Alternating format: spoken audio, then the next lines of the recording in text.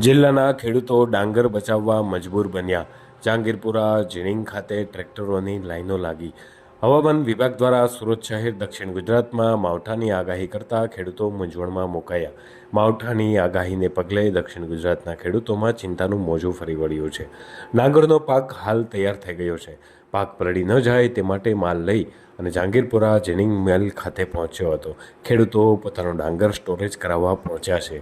મોંમાં આવેલો કોળિયો બચાવવા જગતનો તાત હાલ મજબૂર બન્યો છે. મારું નામ મનહરભાઈ પટેલ. હું Purushottam farmers ginning and pressing society Jahangirpura ખાતે છેલ્લા 3 વર્ષથી પ્રમુખ તરીકે સેવા આપું છું.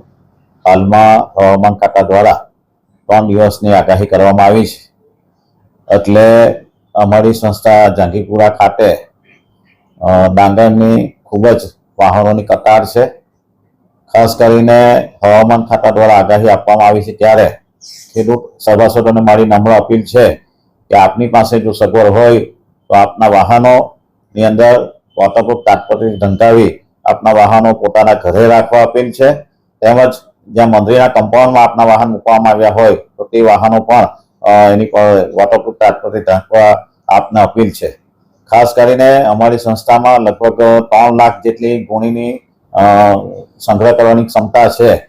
પણ ઉનાળુ ડાંગર ની વેચાણ હજુ લગભગ 45,000 જેવું ગુણી જહાંગીરપુરા સેન્ટર પર બાકી છે અને એની ડિલિવરી પણ બાકી છે. અને બીજું નવું ગોડાઉન બનાવ્યું છે, એની અંદર 50,000 જેટલી ગુણી ભરવાની ક્ષમતા અંદર રાખવામાં આવી છે. એટલે ખેડૂતોને મારી ખાસ અપીલ છે કે ભાઈ તમારું જે ડાંગર ની ગુણી વાહનમાં ભરીને આવો છો એ વાહન ઉપર હવામાન ખાતા દ્વારા આગાહી આપવામાં આવી છે ત્યારે એની પર વોટરપ્રૂફ તાટપત્રી ઢાંકીને લાવવા નમ્ર અપીલ છે. અને જો આપની પાસે પૂરતી જગ્યા હોય, શહેર હોય તો આપને ત્યાં જ 3 દિવસ માટે આપના ઘરે રાખવા આપને વિનંતી કરો છો.